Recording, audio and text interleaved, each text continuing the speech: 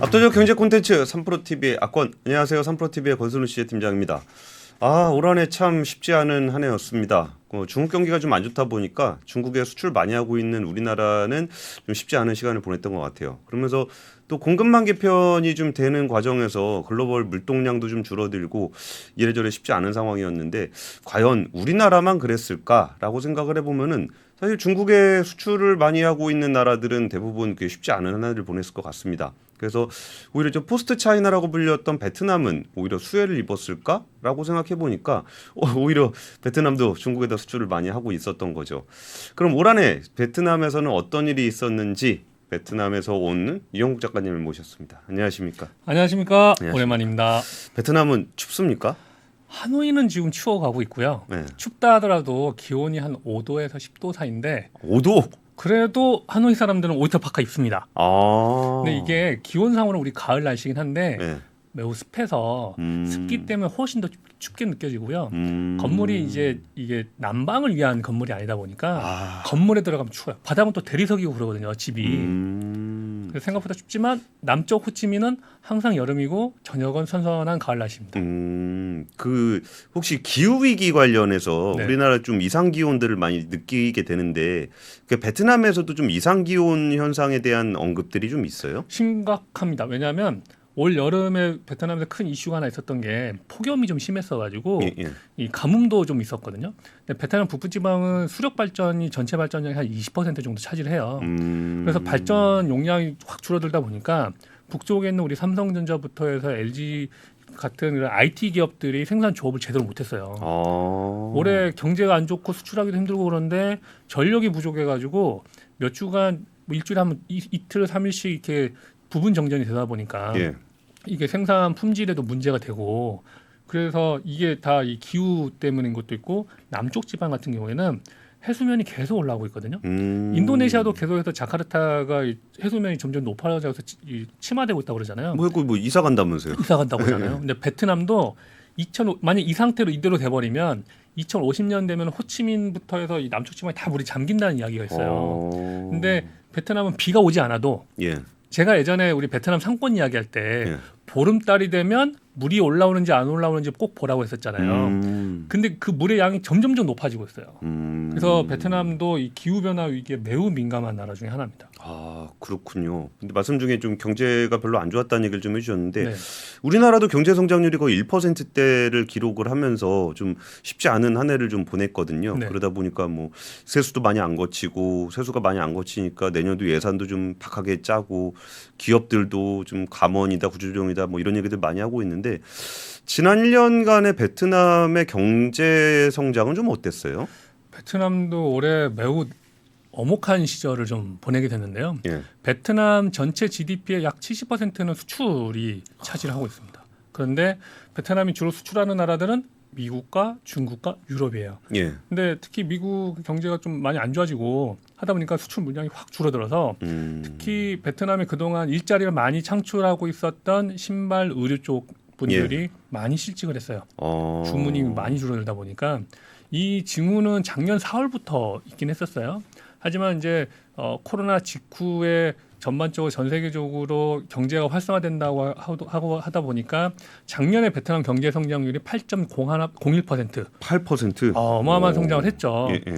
그리고 베트남 정부가 작년 말에 2023년에는 6%에서 6.5% 경제 성장률을 할 것이다. 저성장이네요. 8% 대비해서. 그러니까 생각보다는 예, 예. 그래도 6.5% 정도 할 것이다 했는데 예상보다 지금 많이 낮아졌어요. 그래서 아마 연말 또는 내년 초에 우리나라 신문 헤드라인에 이렇게 나올 수도 있습니다.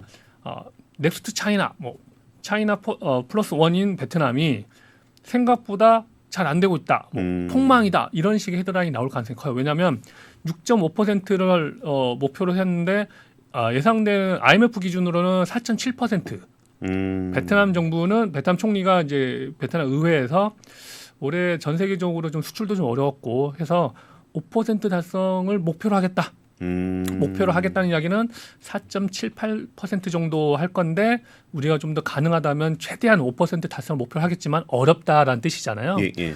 사실 국가 성장률을 6.5에서 사실 한 0.5만 떨어져도 엄청 어마어마한 큰 차이죠. 상황이잖아요. 예. 근데 지금 거의 2% 정도가 떨어지는 거기 때문에 근데 결과론적으로만 보면 수치상으로 보면 심각한 상황으로 보이는데 예.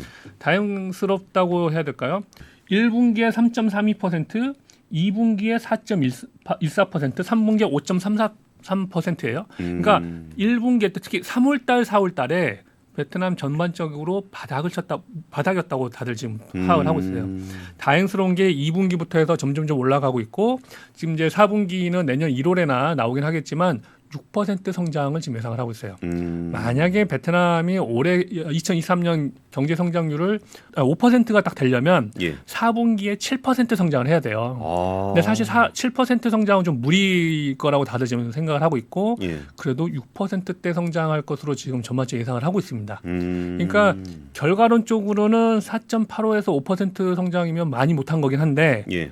이게 위에서부터 떨어지는 게 아니라 다행스러운 게 1분기에 바닥을 찍고 점점점 올라가고 있는 상황이라서 좀 다행스럽다. 왜냐하면 지금 23년도에 각국의 이 경제 성장률을 보면 예. 올해 4월달 IMF의 전망과 10월의 전망 차이가 베트남 격차가 되게 커요. 그러네요. 근데 다른 나라들 보면 격차는 베트남보다 적긴 하지만 예. 다른 나라들이 점점 못하고 있고 특히 태국 같은 경우에 예. 1분기, 2분기, 3분기가 점점 감소하는 추세예요.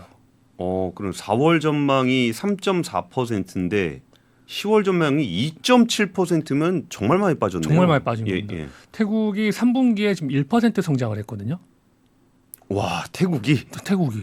태국은 그래도 개발도상국이니까 성장률은 높아야 되고 네. 또 아세안권에서는 굉장히 잘 나가는 나라잖아요. 그럼요. 아세안에서 제일 잘 나가는 나라 중에 하나인데 관광객들이 예. 태국의 GDP의 관광이 한 20% 정도 차지하는데 크네. 코로나 이전보다도 아직까지 많이 부족한 상황이긴 하고요. 그리고 또 태국도 자동차 수출을 많이 하는 나라 많이 중에 하죠. 하나잖아요. 예. 전 세계 10번째 자동차 수출하는 나라인데 근데 이 나라에서도 이 전반적으로 좀 이런 부분이 좀 부족했고 그래서 태국이 지금 아세안에서는 생각보다 좀 많이 좀 어려운 상황에 지금 처해 있는 상황입니다. 근데 그 6년간의 지금 베트남 경제 지표 지금 같이 보여주셔서 봤는데 뭐 코로나 때는 한 2%대 성장이지만 그 전에도 한 7% 정도 했었고 생각보다 저는 좀 놀라운 게 물가 상승률이 그렇게까지 높지는 않네요. 베트남 정부가 조율을 잘 하고 있는데요. 올해 7월에 예.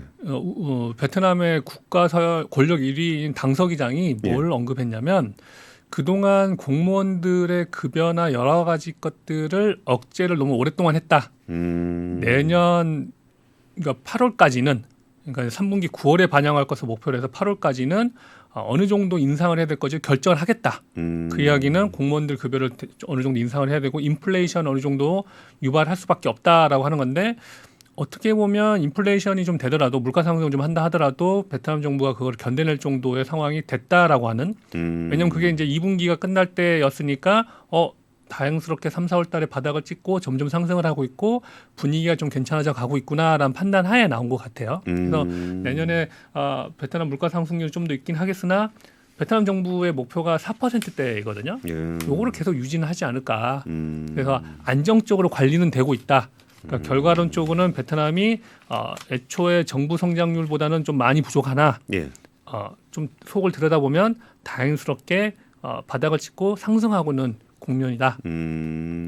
대부분 수출 국가들이 좀 비슷한 것 같아요. 우리나라도 원래 한 2분기 정도 바닥 생각하다가 우리나라는 아무래도 반도체 비중이 좀 크다 보니까 반도체가 거의 3분기를 바닥으로 해서 조금 올라오고 있는 모양새인데 베트남 같은 경우도 이게 성장률에 이제 수출이 차지하는 비중이 높다 보니까 글로벌 물동량 줄어든 거에 영향을 좀 받았고 거기서 뭐 기저효과도 있겠지만 조금은 올라오는 모양새가 나타나고 있는 것 같습니다. 그 다른 그러니까 베트남 외의 주변 국가들은 좀 분위기가 좀 어때요? 인도네시아는 꾸준히 5%대를 유지를 하고 있어서 매우 안정적인데요. 이제 조코이 대통령이 참 잘하고 있는 거죠. 그쵸. 그리고 이제 올해 특히 전 세계적으로 이 광물 천연자원의 가치가 확 뛰었었잖아요.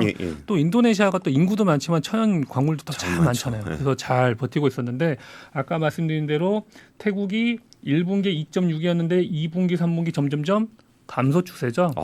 태국이 오히려 그렇구나. 그래서 이 부분이 좀 안타깝고요. 근데 이제 필리핀이 생각보다도 지금 이 올해 마감을 한 5.3% 성장으로 꽤 괜찮게 하는 것 같아요. 근데 이제 저는 필리핀이 항상 보면 국가 경제 성장률은 계속 5%대 6%대 꽤 괜찮은 유지를 하고 있는데 예.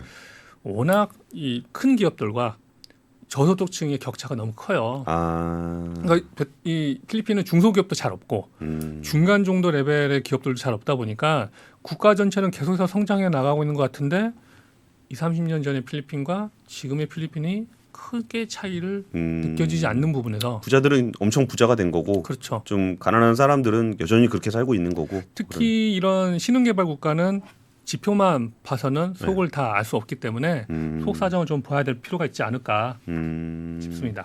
이게 또 이제 수출 중심 국가하고 아무래도 이제 관광이라든지 이런 게 주력인 국가들하고의 차이도 조금 있어 보이네요. 네, 태국 같은 경우는 뭐 관광 수요가 그 정도 많이. 크다고 하니까. 네.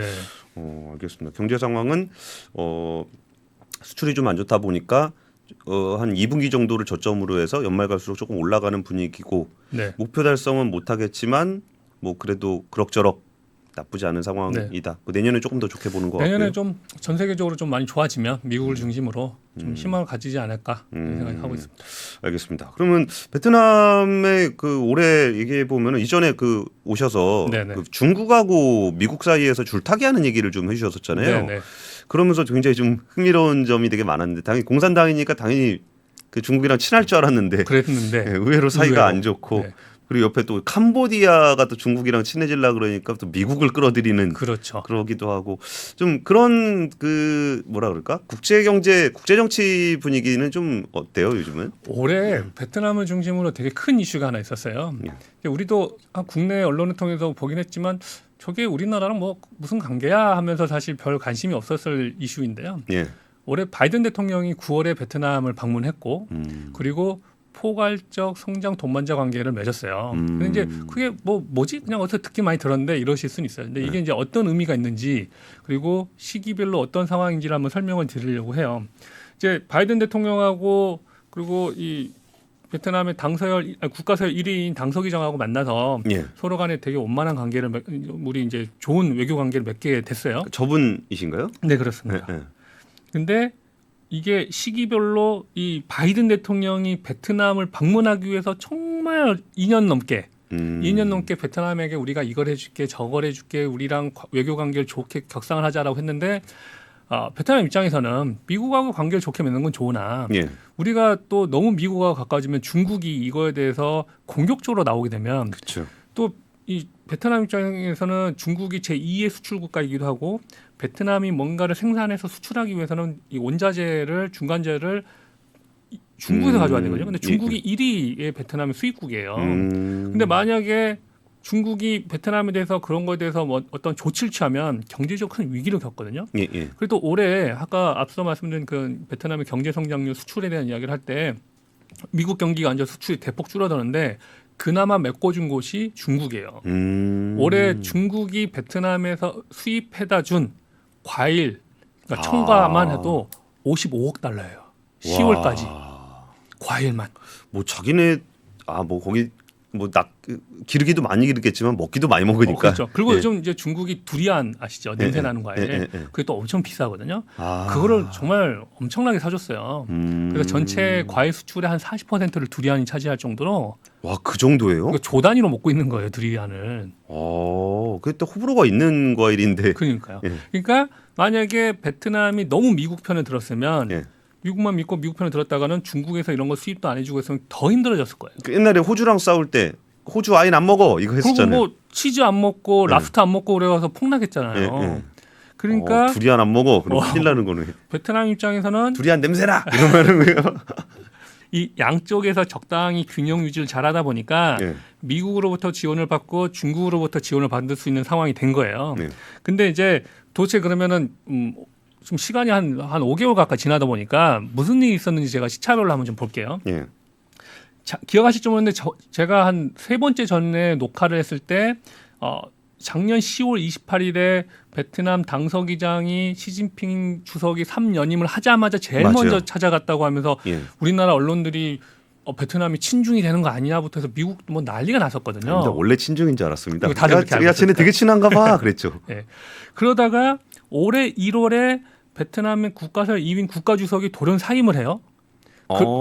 왜 사임을 했죠? 그때 이제 뭐 내부적으로는 여러 좀 부패 스캔들도 있었고 그 부패 스캔들 여러 가지 그 고위 공무원들을 당시 총리였던 이 주석이 예. 제대로 관리를 못했기 때문에 벌어진 일에 대해서 책임을 지고 떠난 걸로 지금 대외적으로 좀 알려져 있어요. 예.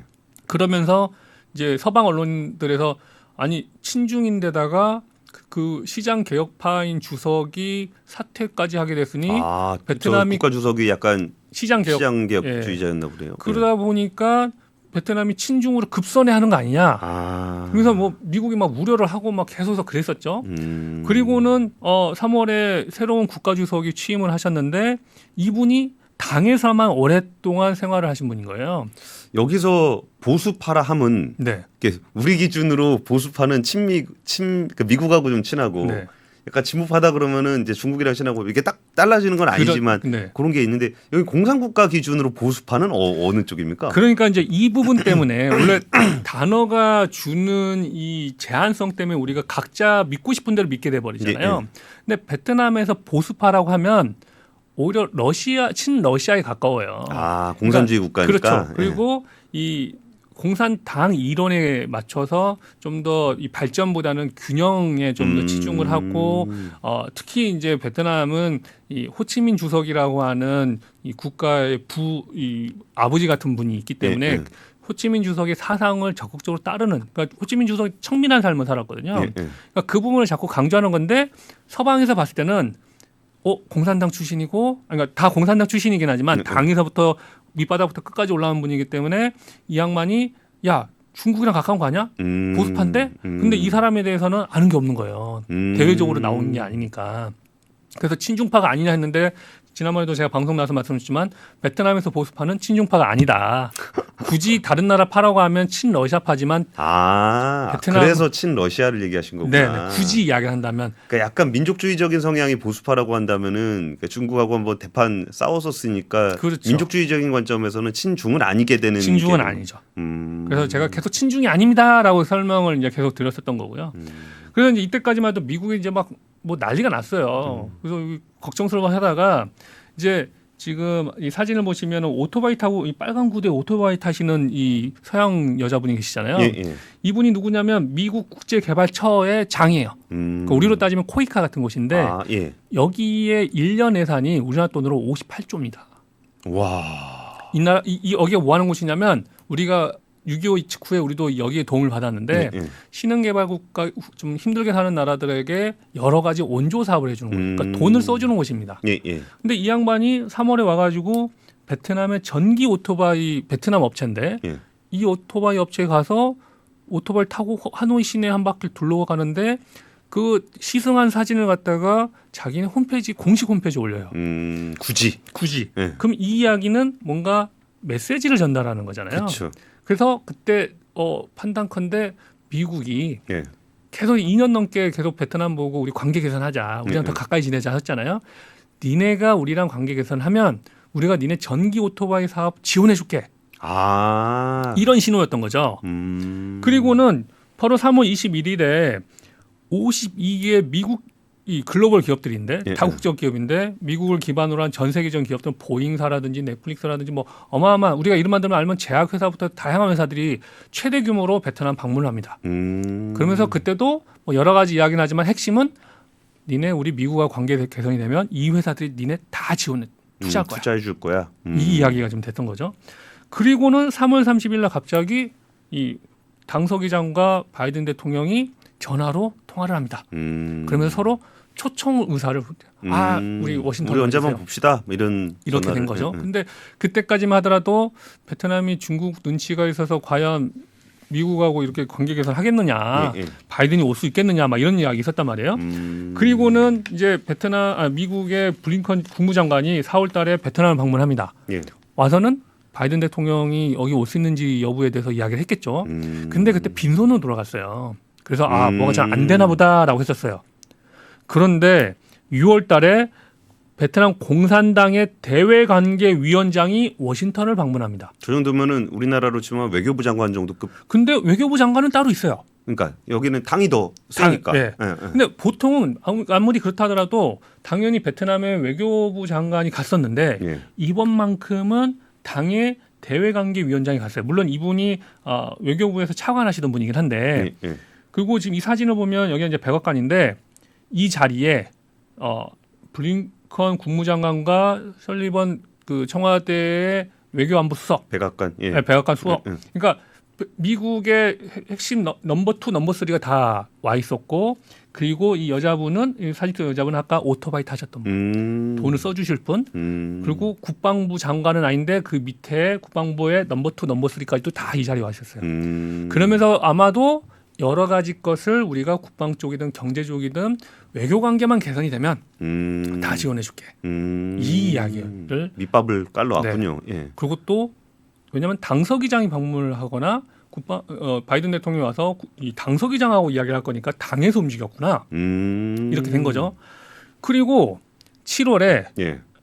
앨런 재무장관이 그때 중국 갔다가 인도 갔다 와서 베트남을 들른 거예요. 그리고 그때 중국 가서 뭔가 이야기 진행될까 했더니 중국에서 빈손인 상태에서 왔었거든요. 그리고는 이 앨런 장관이 또 베트남의 또 다른 전기 오토바이 회사를 방문해서 이렇게 시승을 하고 있는 사진이 또 연달아 두 번.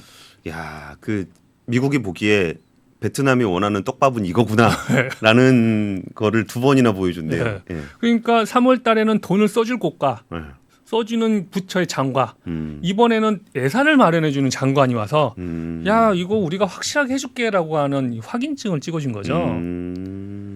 자 그러더니 결국은 7월 29일 날 바이든이 베트남하고 만날 거야 갈 거야 이런 이야기가 나오더니 결국은 8월 28일 날 백악관이 성명서를 공식적으로 냅니다. 우리 베트남 갑니다. 이렇게. 그러니까 한 5개월 사이에 정말 치열한 이 외교가 있었던 거죠. 그리고 중국에서는 계속해서 야 바이든하고까지 만나야 되겠어라고 하는 게 계속 압박이 들어왔고 그래서 베트남 입장에서는 이 적당하게 중국하고도 관계는 유지를 해야 되고 미국하고도 관계는 유지해야 되는데 어느 쪽에 우리 국가 이득이 될까?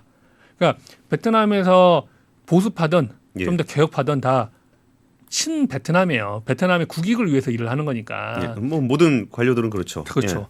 그렇기 때문에 베트남은 친중이다 친미다가 중요한 게 아니라 어느 쪽이 자신들에게 이득인가를 먼저 좀 생각하는 사람들이라고 하는 거고 그러면서 이제 미국하고의 관계 개선이 이렇게 좀 됐습니다. 그러면 근데 거기서 그 베트남이 받는 입장이잖아요. 뭐 사실 뭐 베트남이 미국에다가 해줄 게 그렇게 많지는 않을 것 같은데 여기서 이렇게 보통 보면은 지금 재무장관이라든지 예를 들어서 좀 그 뭐 대외 지원을 해주는 파트가 온다라는 건 뭔가 준다는 건데 이게 뭐 중국을 견제한다라는 어떤 그냥 포괄적인 얘기 말고 미국이 베트남을 그렇게까지 좀 챙겨줘야 되는 이유는 뭐가 있어요? 그래서 도대체 미국이 왜 이렇게 베트남에 매달리나를 이걸 보면 좀 아실 수 있어요. 예. 이 지도에 보면 이 빨간색 표시되어 있는 것들이 중국이 해외 군사기지가 이미 되어 있거나 될 가능성이 높은 곳들입니다. 지금 왼쪽에 이 지부티라고 써지는 것은 아프리카, 그러니까 아라비아 반도 쪽하고 가깝잖아요. 아프리카 있으면서 여기는 이미 1호 중국의 해외 군사 기지가 있어요. 야, 저기가 수에즈 운하 지나가는 길인데. 저기가 딱 막아버릴 수 있는 거예요. 그러면서 지금 파키스탄이 중국한테 매우 경제적으로도 안보적으로도 좀 많이 밀접해 있는데 요즘에 파키스탄 중국 지원 안 받으면 국가부도날 수도 있다라는 얘기도 좀 나오는 것 같아요. 예. 여기가 콰다르라는 곳인데 여기는 중국이 왜 필요하냐면 혹시 미국이 이 중동에서 이 가스와 이 석유를 운송해야 되는 배로 운송하잖아요. 그거를 해협을 차단해 버렸을 때 육로로 중국으로 넘어갈 수 있는데 중요한 곳이에요. 중동이랑 중국을 연결을 하는 육로군요. 네. 물론 여기가 한국이긴 하지만 육로로도 연결될 수 있는 곳이에요. 그러면서 이제 스리랑카 이야기는 많이들 들으셨죠. 그렇죠. 스리랑카도 뭐 지금 중국 지원 안 받으면 나라 망할 지경이고. 뭐 지금 뭐 부도 이미 부도 상태다 이런 이야기도 많이 하고 그러죠. 그러면서 캄보디아 이야기는 지난번에도 했죠.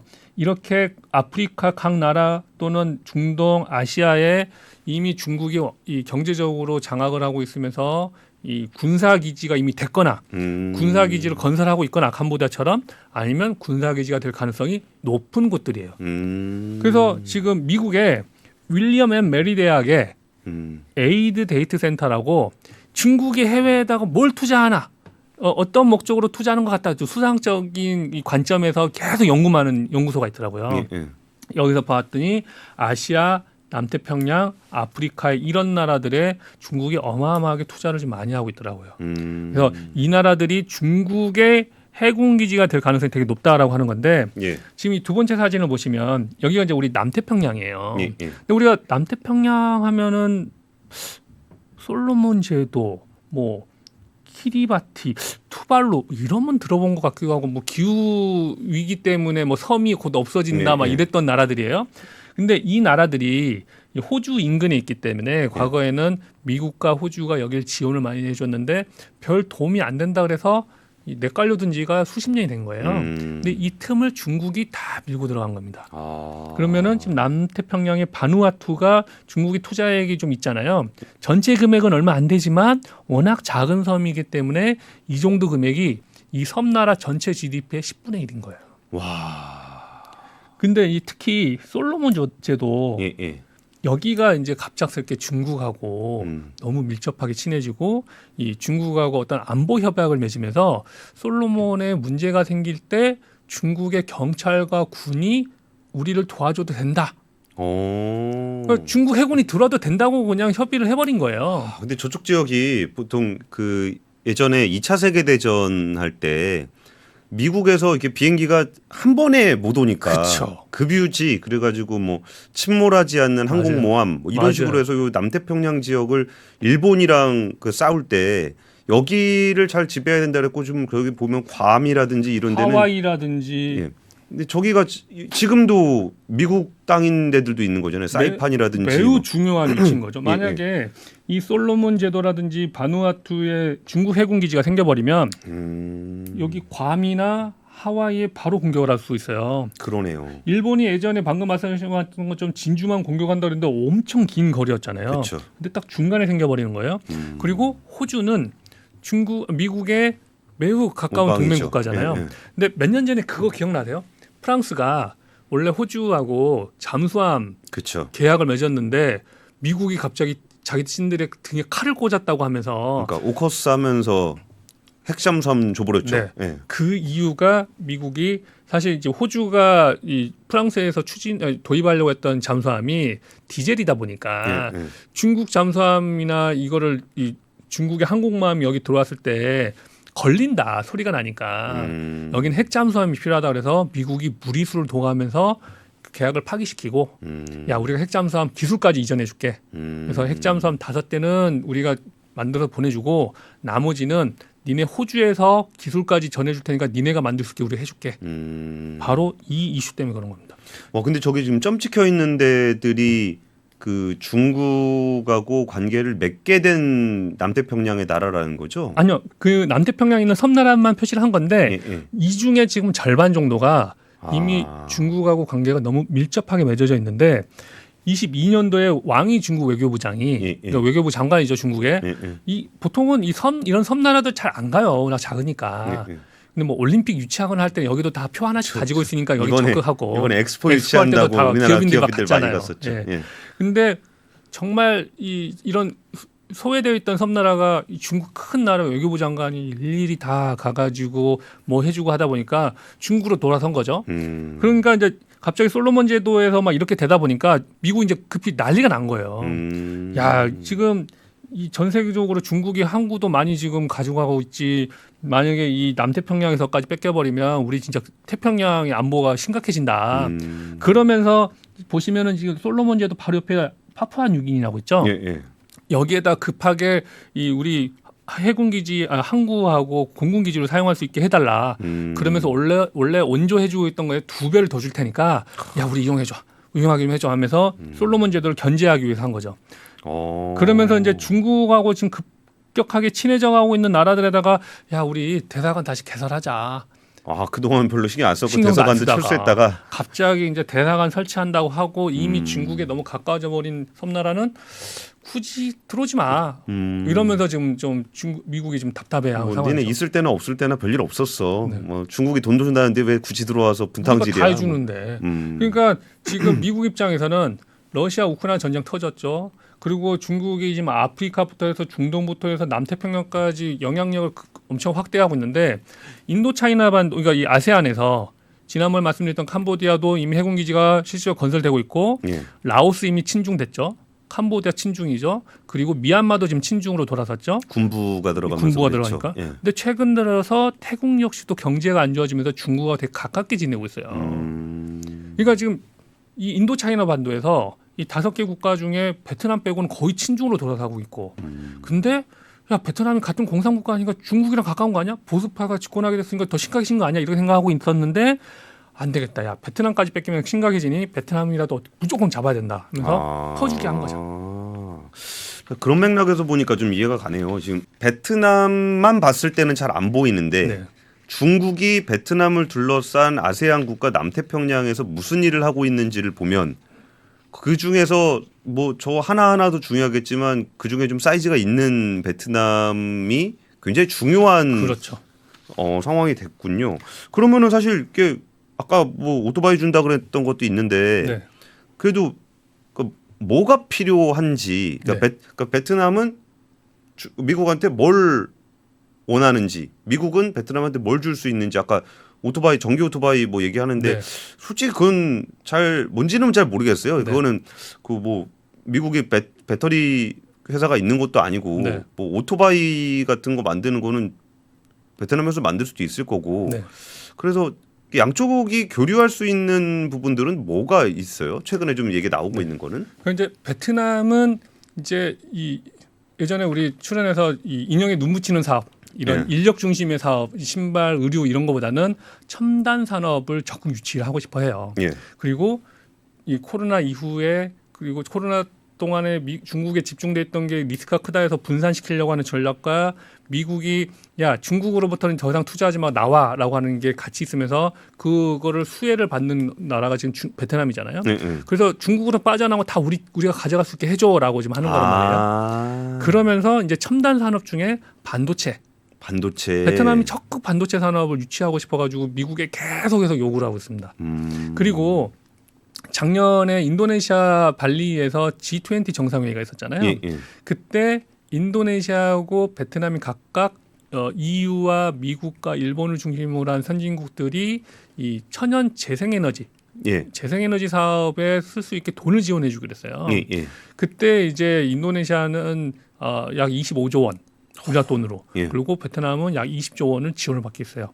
그게 이제 저스티스가 공정인지 정의로운인지 모르겠지만 이제 굳이 이제 해석을 하면 정의로운 에너지 전환 프로젝트예요. 그러니까 이런 화석 에너지 쓰지 말고 이 재생에너지 사업을 할 수 있게 돈을 지원해 준다고 하는 건데 예. 자 그럼 전기 오토바이는 이런 천연 재생에너지로 만든 걸로 그리고 오토바이 연료도 그걸로 만든 전기를 사용하는 걸로 해서 이걸 좀 해라. 아, 명분은 녹색 전환이고 그렇죠. 근데 국가적으로 지원했을 때는 일단 외교적인 카드로도 사용하고 뭐 그렇죠. 이런 거군요. 네. 예. 그리고 이제 자카르타도 그렇고 하노이, 호치민도 사실은 이 도시 자체가 워낙 인구가 많이 살다 보니까 대기 오염이 심각해요. 아, 예. 그리고 보통 오토바이 한 대가 내뿜는 배기가스가 자동차 4대 분량의 배기가스를 써요. 아, 그 조그만 게 더 많이 뱉어내네요. 안 좋은 거는 엄청 그냥 방구를 뿡뿡뿡 끼는 거죠. 아. 그런데다가 오토바이도 또 오래되고 중고 오토바이 이러고 또 에너지 이제 석유도 좀 싸구려 섞고 그러면 이 배기가스 더 심각해지거든요. 그래서 이 인도네시아나 베트남 자체적으로도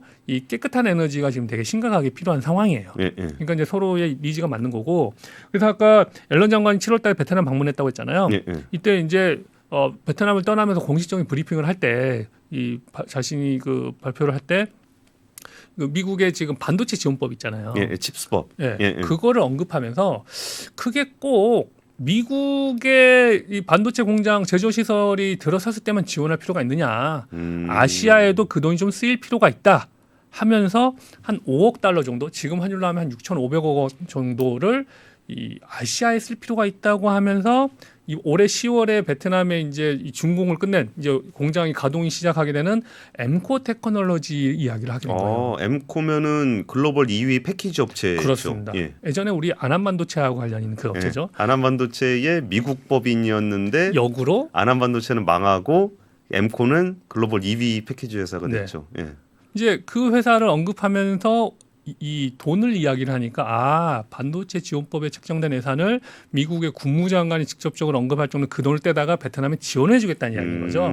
베트남을 직접 지원하는 것도 있겠지만 미국 회사를 지원한다는 명분인데 그렇죠. 실질적인 일자리 창출이나 경제 효과는 베트남에서 나는 거를 그렇죠. 재무장관이 그 얘기를 하면서 해줬다. 네. 그러니까 이제 다른 이 국무장관이 이야기했으면 이 외교 수사로 끝날 수도 있는데 예. 돈을 예산을 마련해주는 장관이 다시 한번 컨펌해 준 거거든요. 그러니까 이제 아마 24년도에 이런 반도체 관련된 거 그리고 재생에너지 사업 관련된 미국에서 지원 돈이 베트남에 꽤 들어올 것 같습니다. 그러면서 이 앨런 장관이 베트남의 이제 중앙은행장을 만나가지고 예. 아우 베트남이 환율 참 관리 잘했어요라고 공식적으로 이야기를 했어요. 근데 얼마 전에 3프로 아침 뉴스에서도 말씀하셨지만 항상 이 미국이 때때로 이 환율 조작을 하고 있는지 안 하고 있는지 관찰 대상국에 항상 우리나라, 대만, 이탈리아, 스위스 그리고 베트남이 항상 올라와 있었거든요. 주요 수출국들이죠. 그렇죠. 예. 수출 대미 많이 수출국. 하니까. 예. 근데 항상 그때마다 베트남이 번번이 빠져나왔어요. 근데 사실 베트남 정부는 이 환율 개입을 실질적으로 하고 있거든요. 그것도 아예 개방된 시장도 아니잖아요. 그러니까요. 시장이. 예. 그래서 근데 이 미국이 다양한 이유 때문에 베트남이 필요하잖아요. 예. 그렇기 때문에 베트남도 키워야 되기도 하고 중국을 견제하기 위해서. 그래서 아예 이렇게 또 재무장관이 와가지고 야 베트남 참 환율 관리 잘하고 있어요라고까지 이야기하니까 니네 그렇게 하고 있는 거 용인해줄게. 열심히 수출하고 근데 절대 그걸 너무 악용하면 안 돼라고 이야기한 거죠. 그러면 아까 그 외환적인 측면에 대한 지원 그리고 되게 가지고 싶어했던 반도체 산업에 대한 지원. 네. 근데 아까 전에 말씀하셨던 그 제일 광을 많이 판 거는 전기 오토바이잖아요. 네. 근데 그게 사진만 찍고 끝날 수도 있는 거 아니에요? 그래서 아직까지는 어떤 돈이 들어오거나 그러지는 않았어요. 근데 이제 아까 앨런 장관이 방문한 이 업체가 올해 9월에 호치민시하고 이 MOU를 맺어요. 예. 내년에 이 여기는 이제 전기 배터리를 충전해서 교체하는 형태인데 약 1,000개의 이 배터리 교환소를 설치하겠다. 호치민시에서. 근데 내년부터 한다고 그랬거든요. 예. 내년부터 한다는 이야기는 베트남 정부는 돈이 없고 미국에서 돈이 들어오면 그거 가지고 우리 할 거야. 이런 이야기인 거죠. 그래서 이제 다시 한번 정리를 해보면 3월 달에 이 닷바이크라고 하는 또 다른 전기 오토바이 회사에 이 미국 국제개발처장이 다녀갔고 예. 그 앨런 장관은 또 다른 셀렉스 모터스라고 하는데 7월에 다녀갔죠. 예. 그러면서 작년에 이 베트남 정의로운 에너지 전환 협의를 하면서 2조 원 지원받기로 한 게 있어요. 예. 그리고 셀렉스가 호치민시하고 이 1,000개소인데 제가 100개소 잘못 써놨네요. 1,000개? 네, 1,000개입니다. 1,000개. 그래서 이걸 한다고 그랬죠. 그리고는 베트남 교통부가 처음에 예. 우리나라도 이제 전기차 구매하는 사람들한테 $1,000씩은 지원해 줍시다. 근데 사실 $1,000는 얼마 되지도 않지만 예. 이거를 갖다가 베트남 재정부가 뭐라 그랬냐면 베트남에서 자동차는 되게 비싸단 말이에요. 그쵸. 자동차 값보다도 세금과 각종 특히 수입차 같은 경우는 한 1.5배가 1,000만 원짜리 자동차면 한 1,500만 원 정도가 각종 세금이 들어가요. 그러면 아무나 자동차를 살 수 있는 게 아니니까 좀 사치품적인 성격이 있는 거네요. 그렇죠. 예. 그래서 이건 특수 소수계층만을 위한 지원이 아니냐. 예. 그래서 공개적으로 반대를 합니다. 음. 그러면 이거는 이제 끝났다는 이야기인 거죠. 근데 아마도 전기 자동차 대신 전기 오토바이 지원하는 데 들어갈 것 같아요. 그래서 아마 베트남 전국적이진 않겠지만 아마 호치민, 하노이 같은 대도시 중심으로 아마 하게 될 것 같고요. 왜냐하면 이 전기차나 전기 오토바이는 인프라 사업이잖아요. 충전 예. 그렇죠. 충전 설치가 잘 돼야 되는 거니까. 그래서 전국적은 쉽지는 않지만 이런 큰 도시 중심으로 하게 될 것이고, 그렇다면은 이 돈도 지원도 해주고 이걸 하는데 갑자기 베트남을 대표하는 기업이라고 하는 가장 큰 기업인 빈그룹에서 베트남의 삼성. 베트남의 삼성이라 저는 생각하지 않지만 많이들 그렇게 부르고 있는 예. 그리고 이제 뭐 미국의 나스닥에 빈페스트가 상장도 하고 해서 뭐 그 요새 주가 어떻게 됐나 모르겠네요. 아마 한 3-4달러 하고 있을 거예요. 엄청나게 폭등했다 떨어졌죠. 잠깐 사이에 뭐 80달러까지 갔다가 뭐 폭락하고 80달러? 최근에 그것 때문에 뭐 미국에서 소송도 붙고 막 그래요. 근데 그 회사가 원래 처음 시작은 전기 오토바이 하겠다고 했다가 전기 자동차까지 확대된 건데 갑자기는 아니에요. 본인들은 올 연초에 전기 오토바이 가지고 이 배송 서비스와 운송 사업 서비스를 시작하겠다고 해놓고 진행이 안 되고 있었어요. 진짜 82달러 갔다가 지금은 7달러네. 7달러면 그래도 오늘 좀 올랐네요. 얼마 그래? 전에도 3달러대였는데. 그러네요. 네. 그러니까 이게 갑자기 몇 개월 사이에 막 다 벌어진 일입니다. 특히 지금 9월에 보면 뭘 설치하겠다, 지원금은 전기 자동차 지원금은 아니지 않느냐. 그리고 전기 오토바이 회사가 이 운송 사업 서비스를 할 때 전기 오토바이로만 이용하겠다. 이런 게 연달아 지금 나오고 있는 겁니다. 야, 그러면 어쨌든 이거는 전기차를 지원할 수도 있겠지만 네. 그거는 베트남 자체가 약간 사치제 성격이 있으니까 오토바이를 지원해 준다 그러면서 거기 옐런 장관 방문했던 데가 갑자기 전기 충전소 쫙 늘린다 그러고 네. 그리고 1등 기업인 빈페스트가 여기서 빈그룹에서 운송 사업을 하겠다라고 네. 하는 맥락은 뭐 이게 정부하고 합의가 있었든 없었든 어느 정도 뭔가가 좀 요 업계에서는 요거 밀어준다라는 느낌을 확실하게 받고 그렇죠. 있는 거군요. 근데 우리가 오토바이 사업이 좀 크질 않아서 네. 그럴 수도 있는데 그 실감이 좀 덜 날 수도 있는데 베트남에서 오토바이 사업이면은 엄청 크죠. 가면 오토바이 진짜 많던데. 그러니까 이제 제가 나라별로 네. 오토바이 판매량을 한번 좀 찾아봤어요.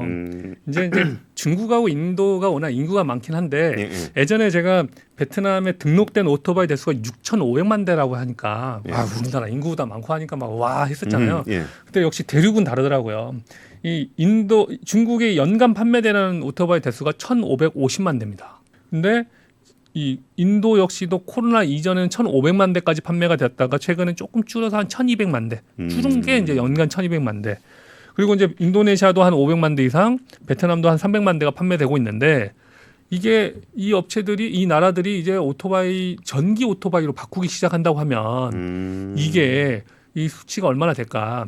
근데 지금 우리나라를 비롯해서 이 선진국들이 요즘 전기차가 크게 유행이잖아요. 예. 근데 이제 제가 상대적으로 소득 수준이 낮은 베트남에서 살고 있다 보니까 여기에 어느 정도 제가 좀 동화가 되고 있어서 그런지 모르겠지만 베트남 같은 나라에서 전기차 도입은 참 요원하다.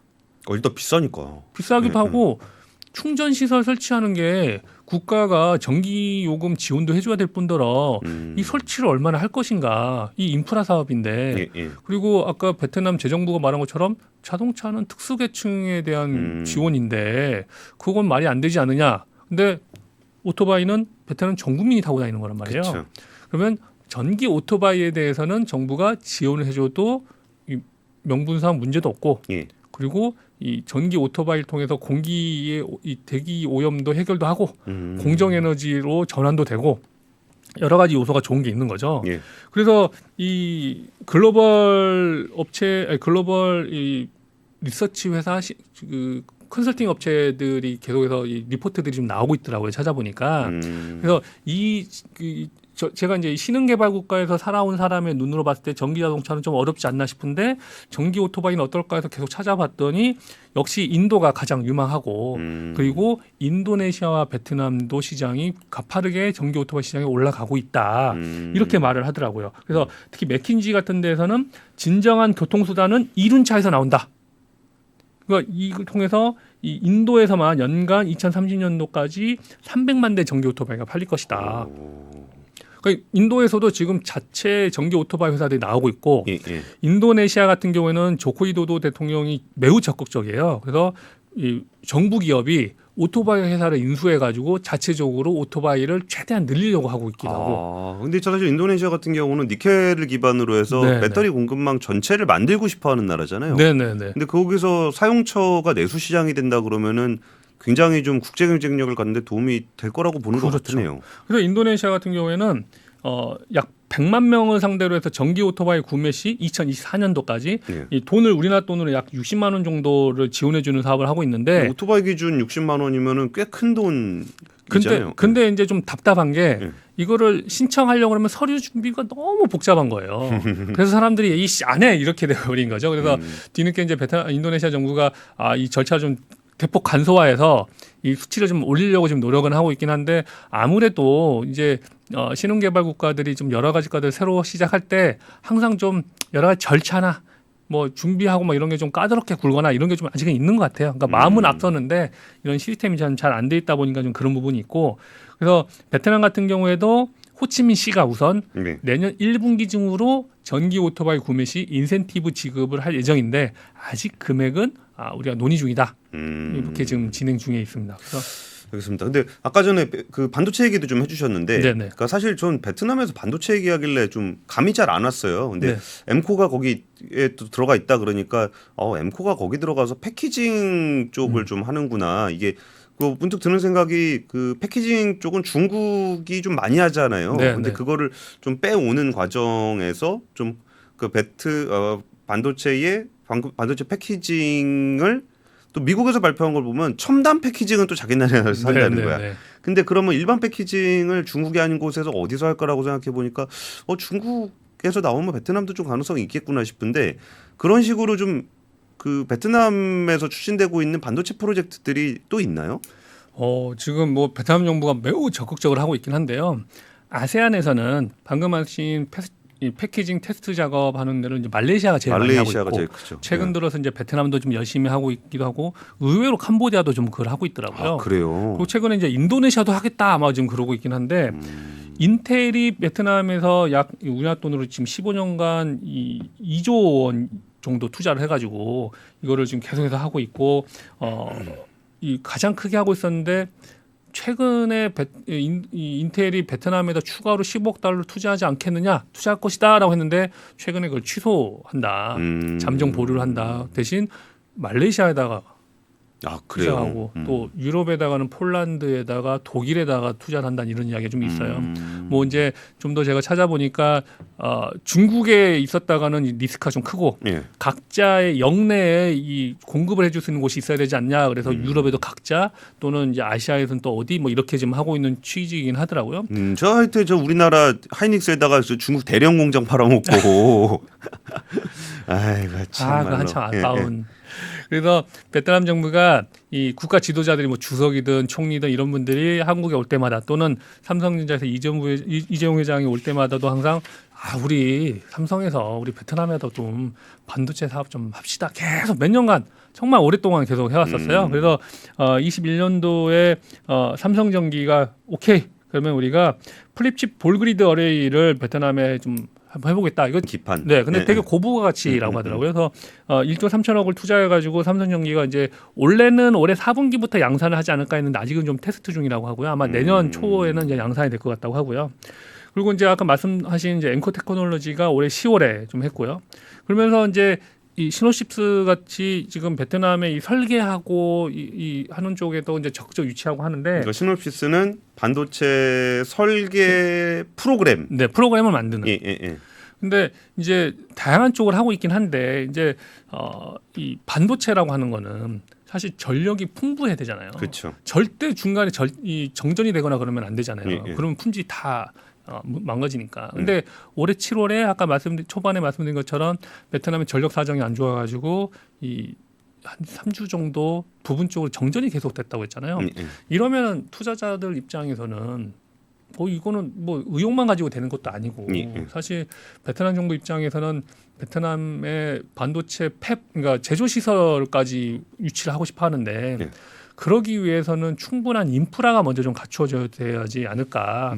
그래서 지금 뭐 미국이 정부가 지원한다 하더라도 어쨌든 기업 입장에서는 리스크가 없어야 되고 최소화해야 되고 그 타당한 여러 가지가 있어야 되는데 뭐 물론 베트남도 말레이시아도 하다못해 유럽의 독일마저도 이런 기업들을 유치하기 위해서 적극적으로 뭐 면세 혜택이라든지 토지를 무상 제공해 준다든지 이런 건 다 똑같이 하고 있거든요. 뭘 줘야 가죠. 아니 뭘 줘야 간다는 것보다 차별화가 딴 데서도 준다는데 굳이 준다는데 거부하고 안 준다는 데를 갈 필요는 없으니까 이렇게 준다는 데가 있으니까 여기도 좀 주시죠 하는 게 기업 경영의 뭐 기본이죠. 그렇죠.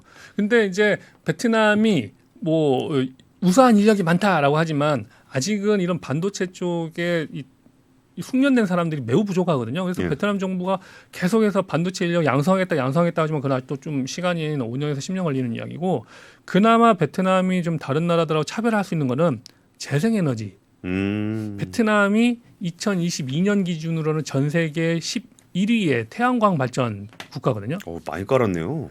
많이 깔아서 발전은 많이 하는데 송전을 지금 못 하고 있어요. 송전만 잘 못 깔아서. 재생에너지 그게 힘들죠.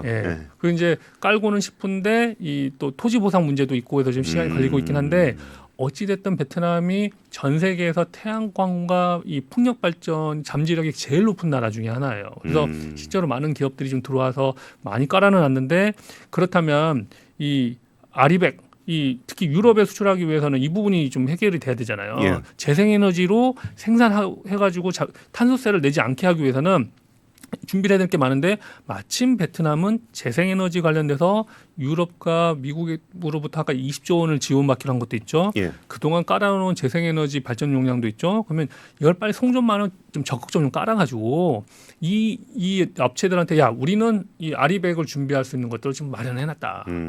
정전되지 않게 우리가 할게.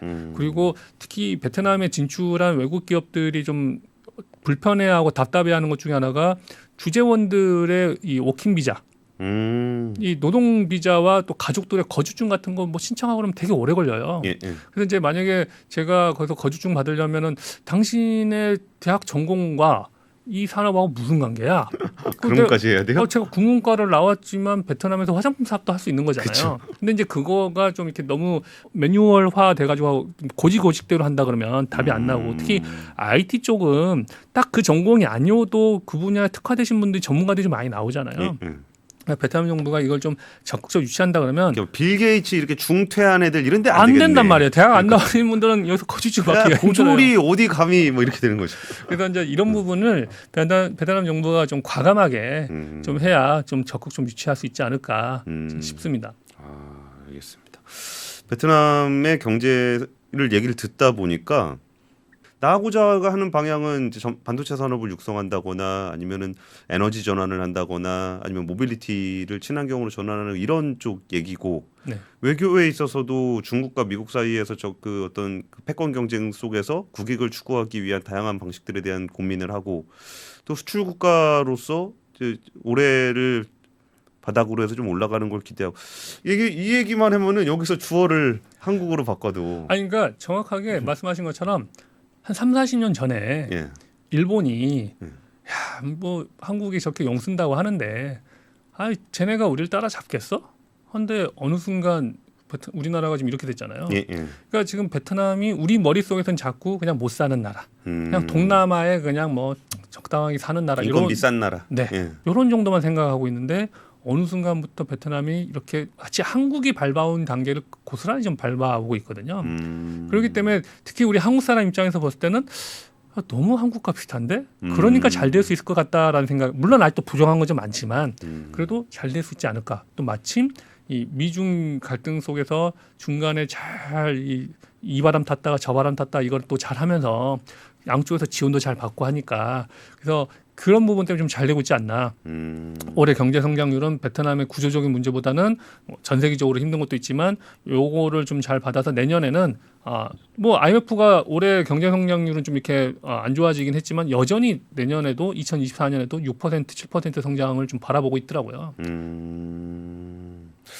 알겠습니다. 유홍 작가님이 벌써 이제 몇 차례 나와서 베트남에 대한 얘기를 해주셨는데 우리가 제일 버려야 되는 생각이 제 머릿속에 있는 베트남인 것 같아요. 그렇죠. 고정관념. 그래야 그 국제사회의 변화도 캐치할 수 있고 그리고 한국이 나아가야 될 방향이 어디 있냐도 지금 얘기만 들어보면은 우리가 세운 전략이나 베트남이 세운 전략에 크게 차이가 없다면 안 되는 거잖아요. 네. 우리는 한국은 그만큼 더 나가 있는 나라니까 그럼 그거보다 더 나아갈 수 있는 이런 후발주자들의 추격을 어떻게 피하면서 아니면 피하는 것을 어떻게 협업을 해서 우리 생태계를 만들어서 이 생태계 안에서 함께 성장할 수 있는지에 대한 고민을 좀 진짜 진지하게 하지 않으면 네. 과거의 생각에 머물러 있으면 정말 세상 변하는 걸 못 따라갈 것 같다라는 생각이 들었습니다. 오늘은 베트남의 경제 상황과 외교적인 문제 그리고 산업적인 변화 내년에 대한 전망까지 유영욱 작가님 모시고 이야기 나눠봤습니다. 감사합니다. 감사합니다. 복잡하고 어렵게 느껴지는 재무제표와 용어들 친절한 투자 멘토 사경인 마스터가 매주 새로운 콘텐츠로 알기 쉽게 설명해드립니다. 재무제표 분석과 포트폴리오 구성, 뭐 양대 재무제표라고 그러면 대차대조표랑 손익계산서가 있거든요. 매수 매도 방법, 이때 사는 게 좋겠네. 이렇게 사면 좋겠다. 근데 이렇게 살려면 뭘 해야 되냐면요. 나머지 3분의 1은 놔둬봅니다. 어디까지 가는지. 실전 투자 팁까지 알려드립니다. 오직 3프로 멤버십에서만 만나실 수 있습니다.